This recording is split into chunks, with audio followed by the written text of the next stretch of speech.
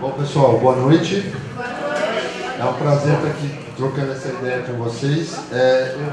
Preparei uma apresentação um pouco mais didática, e aí eu queria chamar dois pontos para vocês. A gente vai tratar de um assunto que é atual, que está aí nos meios de comunicação, que é o conflito na Síria. E normalmente a maioria das leituras sobre o conflito sírio sempre tratam da questão religiosa do conflito. Então, assim, eu vou começar falando de religião, mas eu quero que vocês atentem o seguinte aspecto durante a minha fala, e a gente pode abrir isso para debate no final. Eu vou focar muito na questão do território, tá? Então vamos partir da questão religiosa, vamos entender por que essa questão religiosa ela é tão relevante, tão demarcada na comunicação sobre o conflito sírio, e por que no final das contas eu acredito que a questão do território é muito mais importante que a questão religiosa. Ok? Vamos lá. Bom, aqui são 4 itens, né, para a gente começar a discussão de algumas palavras que vocês podem, porventura, estão vendo aí em vários textos, em várias notícias, e entender o significado de cada palavra. Então, o primeiro é Islã. O que é Islã? A religião do islamismo, ela vem da palavra Islã. Islã quer dizer em árabe submissão à vontade de Deus. Tá? Então, o Islã é o nome de uma religião. Muçulmano. Quem é um muçulmano? O muçulmano é aquele que é devoto à religião islâmica. Tá? Da mesma forma que eu acho que a grande maioria aqui, por ser Brasil, nós somos, aqueles que têm religião, porventura, nós somos cristãos, ou seja, acreditamos em Cristo. E dentro do cristianismo você tem N divisões aí, católica, Assembleia de Deus, Testemunho de Jeová, por aí vai afora, certo? No islamismo não é diferente. Então você tem 2 divisões básicas dentro da religião islâmica, que são os sunitas e os xiitas. Tá? Quando que ocorre essa cisão? Né? Após a morte do profeta Maomé, isso no século VII, houve uma disputa sucessória para quem iria guiar os muçulmanos. Nessa disputa de sucessão do califado, houve uma cisão e aí o islamismo se dividiu em 2 ramos principais, os sunitas e os xiitas. Okay? Então toda vez que você ouvir esse termo, você vai entender que é um representante de uma dada religião. E por último, o termo árabe. O que é o árabe? Tá? O árabe é uma distinção étnica. Tá? A origem do árabe se dá justamente numa região chamada Península Arábica. Tá? E aí essas tribos dessa Península Arábica, junto com a religião islâmica, acabou se expandindo por um território maior. Então é muito comum a gente chamar essa população dessa região todos como árabe. Tá? Mas para frente vocês vão entender por quê. Tá? Aqui é o primeiro mapa para a gente começar a entender. Esse mapa ele vai da Idade Média. Então, aqui, a origem do islamismo está aqui. Ó. Essa é a Península Arábica. Meca, Medina. O profeta Maomé, que é o fundador do islamismo, ele parte daqui. Então, essa religião ela tem uma característica de expansão política. Então, a partir daqui, em menos de um século, o Islã, o Império Árabe, no caso, ele vai se expandir a oeste até a Espanha e se expande a leste também. Tá? Esse é o Império Árabe. Esse mapa aqui que está todo pintado, que começa aqui na Indonésia e vai até o Marrocos, os países onde se tem maioria de população islâmica, que professam essa religião. O que eu chamo a atenção para vocês? Todo mundo que está aqui é árabe? Não. Tá? Então, o primeiro ponto, por que eu coloquei logo, comecei com a questão religiosa, eu coloco a questão religiosa para vocês pensarem. Grande parte muito material que é produzido sobre o islamismo parte da ideia que a religião islâmica ela é por si violenta, e grande parte dos conflitos que nós temos hoje advém dessa religião, certo? E aí, se a gente olhar esse mapa, nós vamos ter uma surpresa. A população árabe se concentra aqui no chamado Oriente Médio, norte da África. Tá? Só que a população árabe não é a maioria dentro da população muçulmana.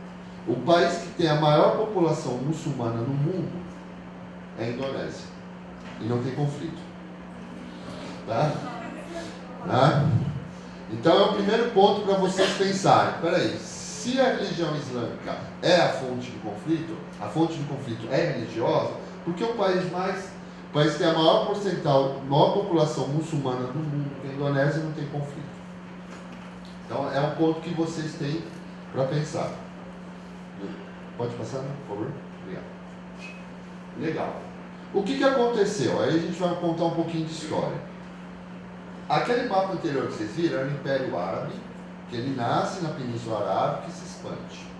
Só que teve um povo que vem aqui da Ásia Central, os turcos. Tá?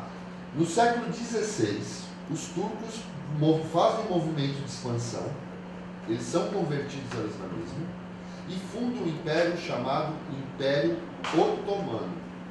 Tá? Esse império ele dura cerca de 4 séculos, então ele tem um apogeu aí no século XVII e ele vai até o século XX.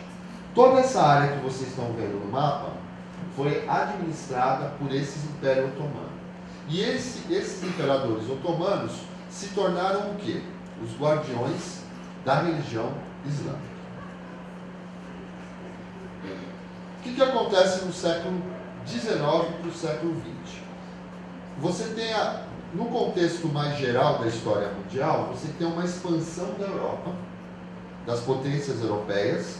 Então, a gente situando historicamente vocês, nós estamos na virada do século XIX para o século XX, que provavelmente vocês já ouviram nas aulas de história, alguém falando sobre imperialismo. Tá? Esse imperialismo não é diferente aqui nessa região. O que acontece? Esse Império Otomano ele vai ser esfacelado por potências europeias. Então aqui, olhem nesse mapa, Argélia, Marrocos, Tunísia, essa parte laranja aqui, a França abocanhou. A Líbia, a Itália abocanhou. Essa parte rosinha mais escura aqui, Egito, Sudão, a Inglaterra abocanhou. No começo da Primeira Guerra Mundial, em 1914, o Império Otomano, que era toda aquela área que ele foi perdendo para as potências europeias, se resumia a essa área verde aqui. Vocês percebam como o território dele foi diminuindo. No final da Primeira Guerra, nós temos essa situação. Tá? Esse mapa também se diz, vocês olharam e falaram, nossa, que mapa é esse? Só volta ao anterior para eu situar eles, por favor. Esse mapa é aqui, ó. Região da Síria. O que aconteceu no final da Primeira Guerra Mundial?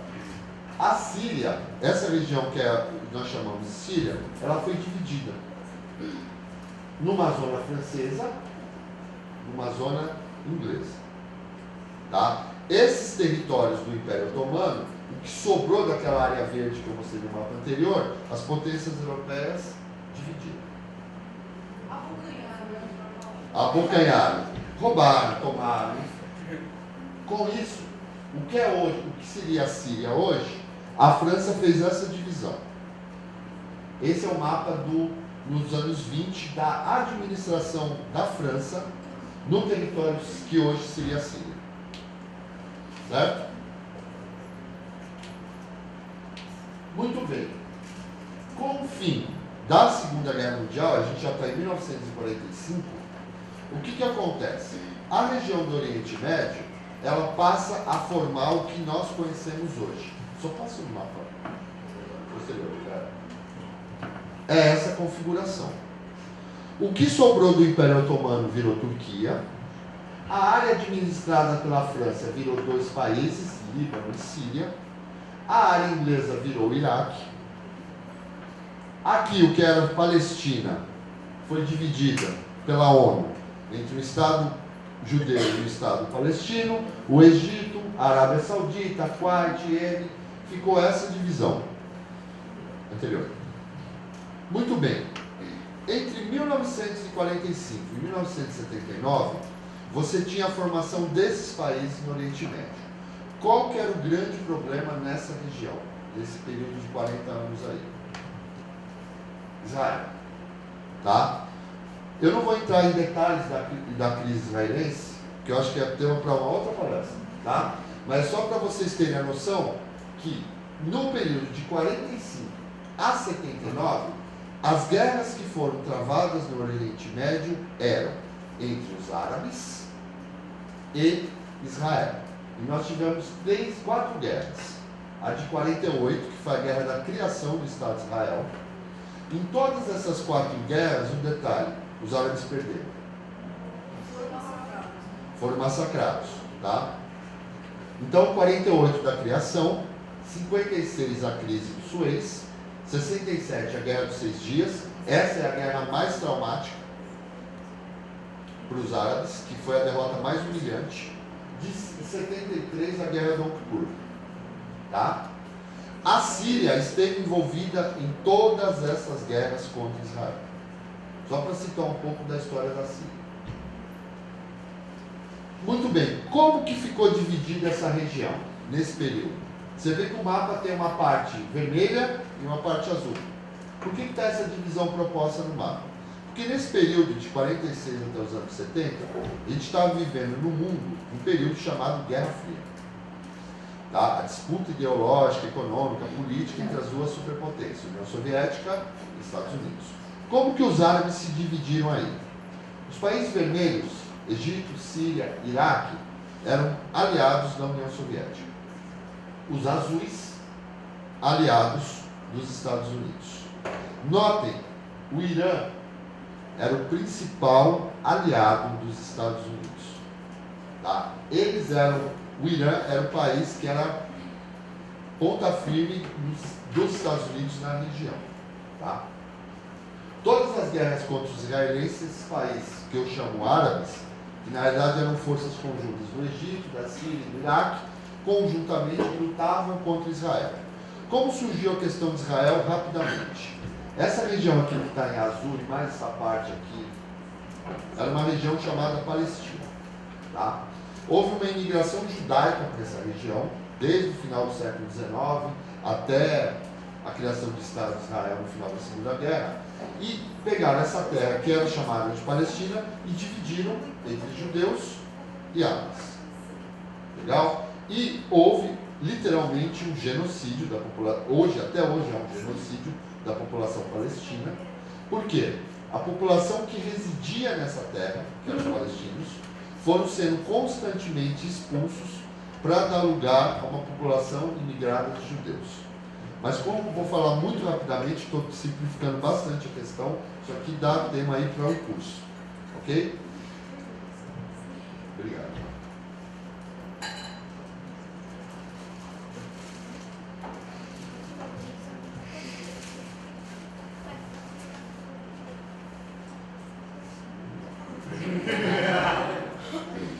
Muito bem.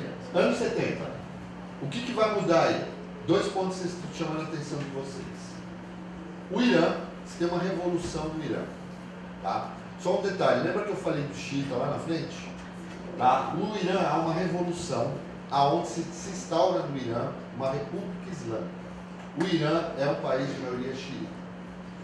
O que isso implica no jogo geopolítico da região? O Irã, que até 79 era o principal aliado dos Estados Unidos na região, passa a ser o principal inimigo dos Estados Unidos na região. Quem substitui esse papel de principal aliado dos Estados Unidos na região? A Arábia Saudita. Ok? O Egito, que brigou durante 30 anos com Israel, ele sai da esfera soviética, vem para a esfera americana e faz um acordo de paz com Israel. Paralelamente, você tem no Afeganistão a invasão soviética. Na sequência, nos anos 80, a guerra Irã-Iraque. Tá? Por que esses pontos eu estou pontuando historicamente alguns episódios aí? Para vocês tentarem traçar uma linha na cabeça de vocês, como a região evoluiu e como as forças da região foram trocando de lado. Por que isso é importante? Primeiro, a partir do ponto que o Irã se torna o principal inimigo dos Estados Unidos, os Estados Unidos procuram um novo aliado, a Arábia Saudita. Não que antes disso a Arábia Saudita não seja aliada dos Estados Unidos. Ela passou a ter um papel mais importante na região. Quando a União Soviética invade o Afeganistão, e o Afeganistão... Pode voltar outro mapa, por favor? O Afeganistão está aqui, ó. O que acontece? Os Estados Unidos promove uma ação chamada Proxy War. Pode passar. Ah, está aqui, esse mapa é melhor. O Afeganistão está aqui. A União Soviética está aqui. Invade. O que os americanos fazem? Né? Eles vão organizar. Então, os americanos forneceram treinamento e dinheiro. Os americanos forneceram treinamento e as armas. O Paquistão forneceu todo o território de treinamento e a Arábia Saudita o dinheiro. Para quê? Foram treinados os chamados mujahidis. Quem eram esses caras? Eles eram guerreiros muçulmanos, sunitas, que organizou toda uma guerra para derrotar os soviéticos que invadiram o Afeganistão. Olha eles aí. Essa foto é de 1983, na Casa Branca, o presidente Ronald Reagan com os mujahidis. Sabe quem esses caras viram? Bin Laden e companhia. Tá? Então tem uma foto que comprova, os Estados Unidos treinou uma série de fundamentalistas islâmicos, sunitas, recebeu na Casa Branca, deu dinheiro, deu treinamento, deu arma para quê? Para que eles lutassem no Afeganistão contra a União Soviética. Então, quem bancou isso? A Arábia Saudita. Tá? Toda essa fomentação de movimentos terroristas, movimentos fundamentalistas que afloram nos anos 90 e nos anos 2000, a origem desses movimentos se dá no final da década de 70, quando você tem uma ação orquestrada entre a Arábia Saudita, Paquistão e Estados Unidos para recrutar pessoas, treinar pessoas, fornecer armas para lutar numa guerra contra a União Soviética.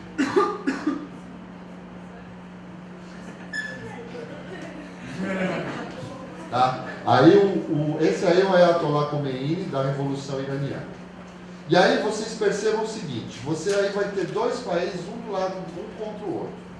A Arábia Saudita de um lado, fomentando o fundamentalismo sunita, e do outro lado o Irã, fomentando o fundamentalismo xiita.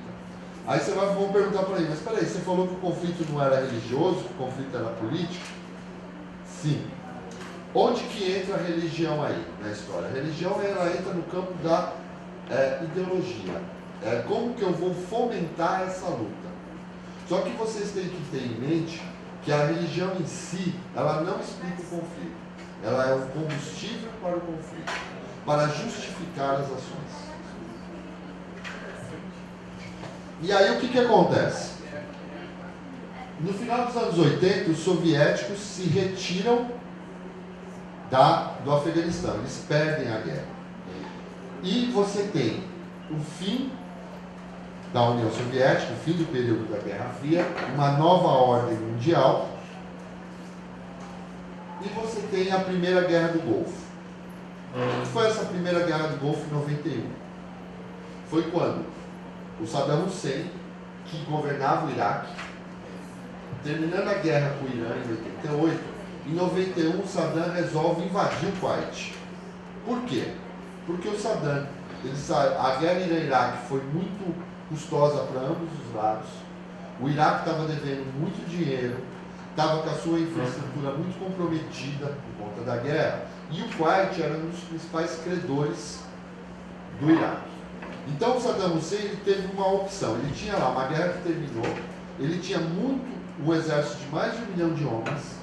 Ele não tinha dinheiro para bancar essa estrutura militar, ele estava devendo muito dinheiro, né? E o Kuwait, que era um vizinho menor, mais fraco, cheio de dinheiro, estava lá, e aí o Saddam falou, pera um pouquinho, ele estrategicamente, ele falou, bom, se eu pegar o Kuwait, eu pego as reservas de petróleo kuwaitiana, eu elimino a minha dívida com o Kuwait, que o Kuwait fomentou a guerra no Iraque, emprestando dinheiro, e eu dou função para o meu exército e para as minhas armas. Tá? Por que eu levantei esse ponto da guerra de 91? Porque, lembra dos mujahidis da foto do Reagan? Então, Bin Laden, entre eles, propôs para os Estados Unidos, porque eles foram tudo treinados pelos Estados Unidos. Olha, nós vamos lutar contra o Saddam Hussein. Qual que era a ideia da cabeça do Bin Laden? Vamos pegar esses jihadistas que lutaram no Afeganistão, montaremos um exército e entraremos no Kuwait e libertaremos o Kuwait do Iraque.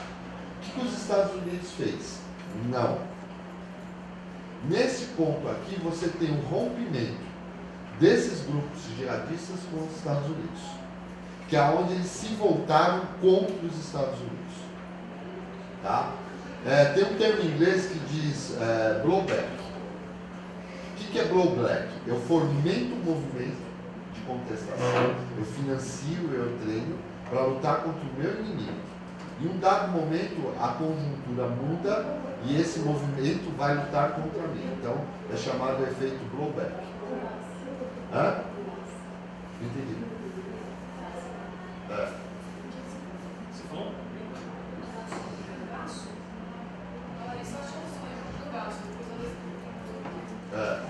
Na hora das perguntas, curioso.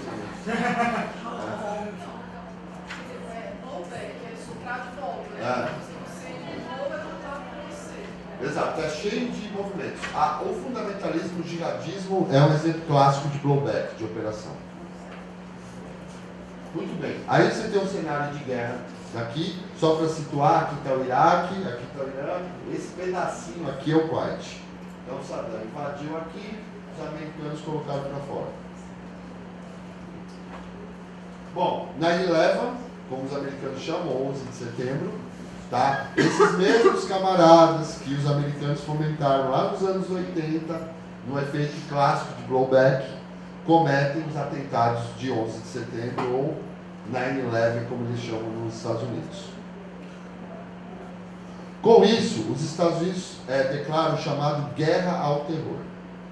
O que é a guerra ao terror? Né? Tem uma doutrina de segurança onde os Estados Unidos elevam para a grande desafio do mundo o terrorismo. E todo esforço de segurança dos Estados Unidos é contra esse terrorismo. Em nome de combate ao terrorismo, os Estados Unidos promovem duas guerras. 2001 no Afeganistão, 2003 no Iraque. Esse ano está completando agora 7 de outubro, hoje é 7? Hoje, 14 anos da invasão americana ao Afeganistão. E eles até hoje não resolveram o problema do Afeganistão. Tá? Então assim, é o ponto para vocês refletirem. Um grupo de jihadistas, que eram 15, promove um ataque dentro do território americano. Qual era a nacionalidade deles? Sauditas, egípcios. Quantos afegãos tinham no grupo? Nenhum afegão. Para eu retalhar, responder essa ação, o que eu faço? Eu promovo uma guerra contra o Afeganistão. E aí eu ocupo ele durante 14 anos. E todo mundo acha isso normal. Né? Mesma coisa com o Iraque. O argumento era, o Iraque tinha armas de destruição em massa, representava uma ameaça, inclusive o Saddam Hussein, ele ajudou a Al-Qaeda nos atentados contra os Estados Unidos de 11 de setembro. Não acharam as armas, não acharam as armas químicas, as armas de destruição em massa, e muito menos qualquer ligação do Iraque para a Al-Qaeda. Até porque a Al-Qaeda, como vocês lembram da Primeira Guerra do Golfo, ela se propôs, os jihadistas se propuseram a lutar contra o Saddam Hussein. Ah, tá. Que é de 91. A dos atentados de 11 de setembro, vocês lembram? Legal. Com isso, só volta o anterior, já vou terminar. Com isso, você estabeleceu aí uma situação de instabilidade no Oriente Médio. Em 2011, você tem a Primavera Árabe. Tá? Nos países, a Primavera Árabe foi um movimento da sociedade civil árabe para promover reivindicações políticas, econômicas, de melhoria das populações árabes. Tá? Também Primavera Árabe daria uma palestra. O que vocês têm que ter em mente aqui? O conflito sírio, ele é detonado a partir da Primavera Árabe. Então a Síria, que está aqui, ela é governada pelo Bashar al-Assad, pelo menos parte dela, até hoje. A população saiu às ruas contra o governo do Bashar al-Assad, buscando o quê? Abertura democrática, mais direitos civis, mais oportunidades econômicas. O que o Bashar al-Assad faz contra esse protesto? Manda o exército reprimir. Então, isso levou a uma radicalização desses movimentos de contestação e a Síria acabou caindo numa guerra civil. Por que essa guerra civil é tão mortal e nós temos hoje uma situação praticamente insolúvel? Porque após os movimentos de contestação, os grupos que se opuseram ao Bashar al-Assad receberam apoio internacional. Então você teve uma internacionalização do conflito. Tá? No conflito sírio, essa internacionalização, como que eles explicam o conflito sírio? Explicam em termos sectários. O que é uma guerra sectária? É quando eu elimino o outro pelo fato dele existir, em sua totalidade. Então vamos pegar assim, vamos imaginar que eu quero uma guerra sectária contra os corintianos. Não me interessa se o cara é bom, se o cara é honesto, se é mulher, se é homem. O cara é corintiano, então ele vai ser morto, pelo fato dele ser corintiano. Essa é a ideia. É triste, né? Muito bem. Na Síria, você tem vários grupos de oposição articulados, por comunidades. Aí você tem aí sunitas, alauítas, xiitas, cristãos e drusos, certo? Em todo grupo que está lutando, você tem um pouco de cada nos grupos que estão lutando no conflito, tá? Então o sectarismo em si não seria uma explicação para a guerra, na minha avaliação, tá? Na minha avaliação. Muitos autores defendem a ideia que o conflito é sectário. Eu pessoalmente não acredito nisso. Eu acho que o conflito é muito mais político. Você pode usar o discurso sectário para poder fomentar alguma situação, mas o conflito essencialmente é político. A Síria, como vocês lembram, que eu mostrei no slide lá no início, ela é um país criado pela França, o que sobrou do Império Otomano. Então ele pegou várias comunidades, enfiou aqui dentro e formou a Síria. Certo? O país manteve uma estabilidade pelo menos por os anos 40, 60 anos. Né? Com a repressão do Bashar al-Assad, se fragmentou essas comunidades e aí você começou vários grupos lutando entre si. Por que essa guerra é tão feroz? Porque todos os atores que estão brigando nessa guerra, eles têm alguma interligação internacional. Tá? E aí você tem aí 5 países principais que intervêm no conflito sírio. A Arábia Saudita, a Turquia, o Irã, os próprios Estados Unidos e a Rússia. De que forma? Tá vendo essas cores aí, ó? Vermelho, tá? Tudo que é vermelhinho aqui é anti-Assad. São grupos que lutam contra o Assad. Que normalmente esses grupos eles foram financiados no primeiro momento pela Turquia, pela Arábia Saudita e pelos Estados Unidos. Por que eles são contra o Assad? Por que eles fomentaram esses grupos contra o Assad? Porque o Assad é aliado do Irã. E o Irã é inimigo da Arábia Saudita e tem uma relação dúbia com a Turquia. Sim, e o Assad também é aliado da Rússia. Tanto que aqui, ó, lá nessa região aqui, ó, é a única base militar russa no Oriente Médio. Tá? Por que os Estados Unidos não interviram na Síria como interviram no Iraque? Porque tem uma base russa aqui. Como que foi a intervenção americana na Síria? Treinando e fornecendo arma para os rebeldes. Então, a Turquia, que está aqui ao norte, abriu a fronteira.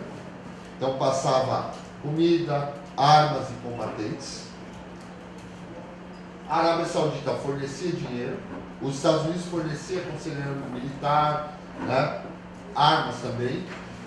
O governo do Assad era apoiado por quem? Pelo Irã e pela Rússia, que também fornecia dinheiro, fornecia armas, e se foi fomentando o conflito. Aqui você tem uma ideia dos países que estão aí apoiando esse conflito. E aí surgiu em 2014 o Estado Islâmico. Essa organização que tomou o território do lado sírio, foi para o Iraque e proclamou um novo Estado chamado Califado Islâmico em 29 de junho de 2014. Como esses caras, no meio dessa confusão, conseguiram proclamar um Estado? Esse é o ponto. O Estado Islâmico, na sua essência, ele é um grupo que tem origem no Iraque. Ele vê a situação síria, a situação de confusão síria, se aproveita disso, manda combatentes para a Síria, aproveita-se do dinheiro que está jorrando lá, financiando a oposição, as armas, através de uma estratégia política e militar mais eficiente, ele se torna majoritário, se fortalece na Síria e vai de volta para o Iraque. E aí ele rompe aquelas fronteiras que foram definidas lá atrás pela França e pela Inglaterra. O Estado Islâmico, pela primeira vez, rompe essa fronteira e se tem a tentativa de se formar um novo Estado nessa região. Tá? Qual é o efeito disso hoje? Percebam por que o conflito sírio ele é tão complexo e por que gera um drama humano maior. Primeiro ponto aqui, não existe mocinhos. O governo do Assad massacra a sua população, organiza várias milícias financiadas pelo Irã para massacrar a oposição. Do outro lado, você tem os rebeldes sírios, das Sírias livres, que também, por sua vez, massacram a população, porque vocês têm que imaginar que essa guerra é uma guerra de bairro. Você imagina, você mora, todo mundo conhece a Penha? Você mora na Penha, beleza. Quem está administrando a Penha? É o pessoal da Síria. Então a população da Penha tem que ficar subordinada aos líderes desse grupo. Aí vem, no dia seguinte, vem o pessoal do Estado Islâmico. Vai lá, tem aquela guerra, a população no meio, conflito de rua, o Estado Islâmico toma a Penha. E aí você passa a ter que prestar obediência ao Estado Islâmico. Aí chega, só que nisso o conflito não é entre combatentes apenas, o conflito é na população. Aí chega as forças do governo Assad na Penha, vai lá e toma a Penha de volta. Aí a população é bombardeada, é massacrada. Então tem vilas que chegam a ser passam por 3 massacres no ano por grupos diferentes que estão brigando por posições. Qual que é o drama disso na situação síria? É que toda essa situação colorida que vocês estão vendo aqui são grupos diferentes lutando entre si. Né? Cada grupo desse ele tem uma conexão internacional que vai fomentar. Então, a parte vermelha são apoiados pelo Assad. Os verdes são chamados rebeldes moderados, que recebem dinheiro dos Estados Unidos, da Turquia. Essa parte aqui, ó, roxinha, é o Estado Islâmico. Tá? E aí você tem aqui ao norte os movimentos curdos. Tá? Que os curdos em si já dão uma palestra também. Por quê? Esses caras aqui são os principais inimigos do Estado Islâmico. Só que eles são tanto inimigos do Estado Islâmico quanto da Turquia. Não, os curdos têm uma relação mais pragmática com o Assad. Né? O PKK é uma organização dentro dos curdos. Essa área aqui não é controlada pelo PKK. Chegaram a apoiar o Assad. Sim, hoje eles têm uma relação pragmática com o Assad. Tá? Muito bem. E aí você tem o Estado Islâmico. Percebe que o mapa dá para ver tudo colorido, como essas batalhas se misturam? Qual que é o efeito disso para a guerra? O efeito disso é o massacre da população civil. Então, para que lado que nós temos que tomar na guerra? Precisamos tomar um lado? Não.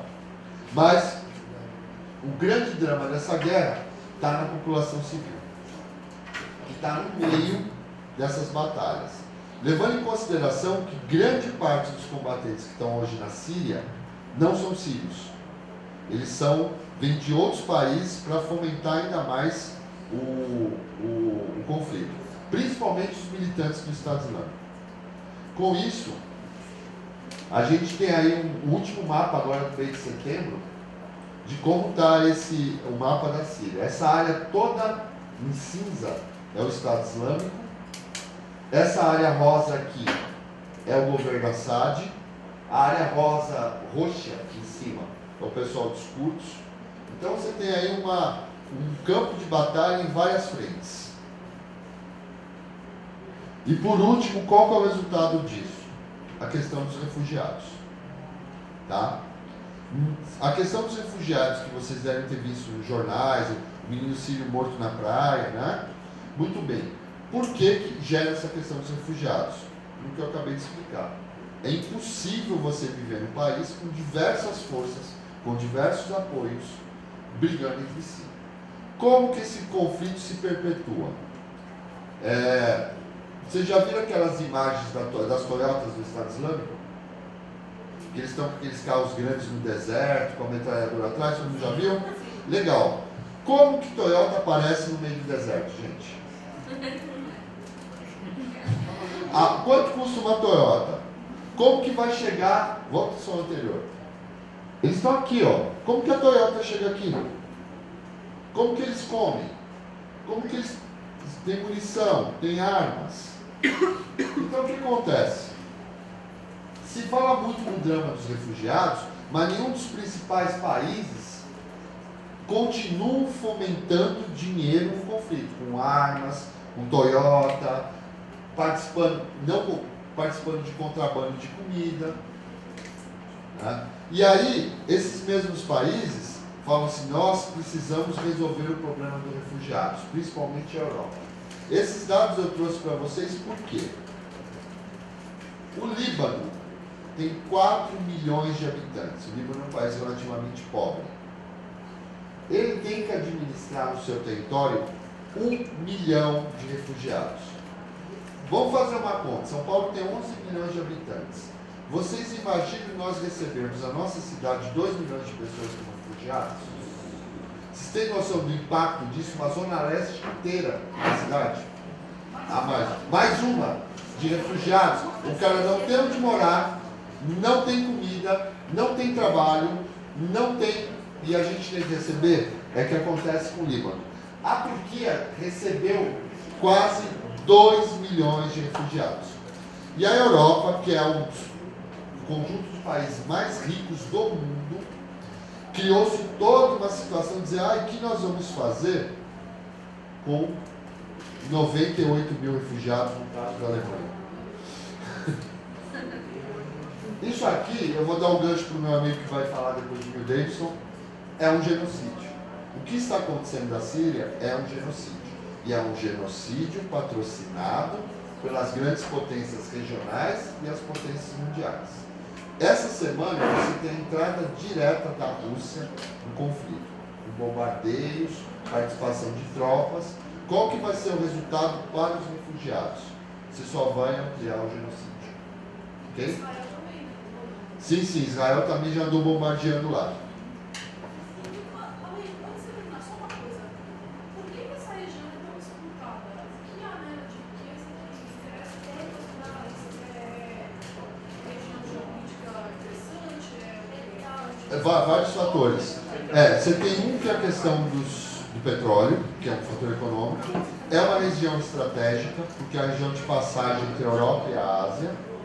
É uma região que, historicamente, você tem uma área russa de expansão ali, muito importante. Então, você controlar o Oriente Médio, de certa forma, você tem como conter a Rússia, uma expansão geopolítica russa.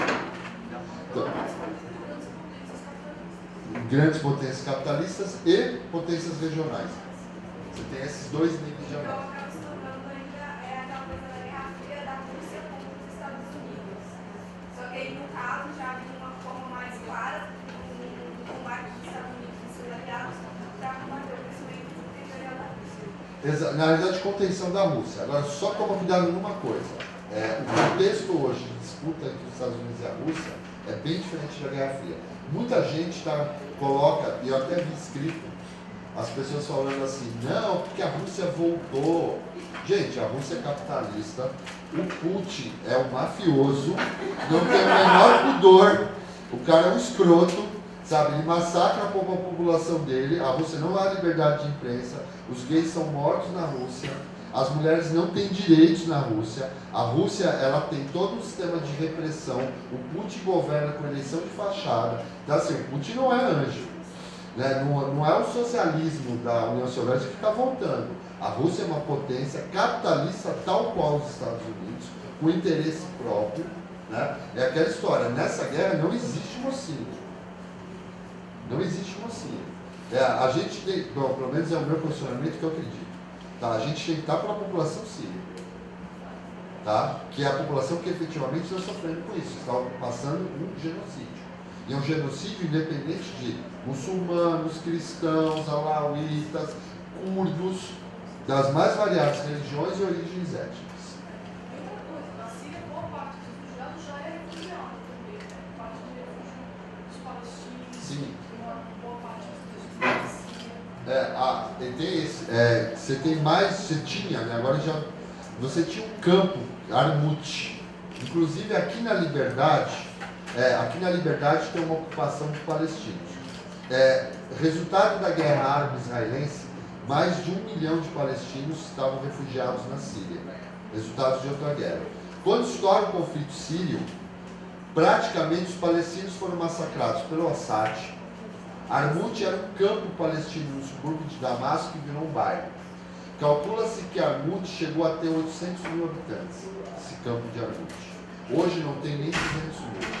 Eles ficaram cercados durante 3 meses pelas forças do Assad, sem comida, e se você sair na varanda da tua casa, era arriscado levar um tiro. Saindo as forças do Assad, o Estado Islâmico entrou no campo de Armut e massacrou também. Então o que acontece? Os massacres das populações sírias, elas são constantes. E aí você tem toda essa população palestina que sofreu um segundo refúgio. Nessa ocupação aqui na Liberdade, você tem algumas famílias palestinas que vieram do campo de Armut. Ok? Obrigado, gente.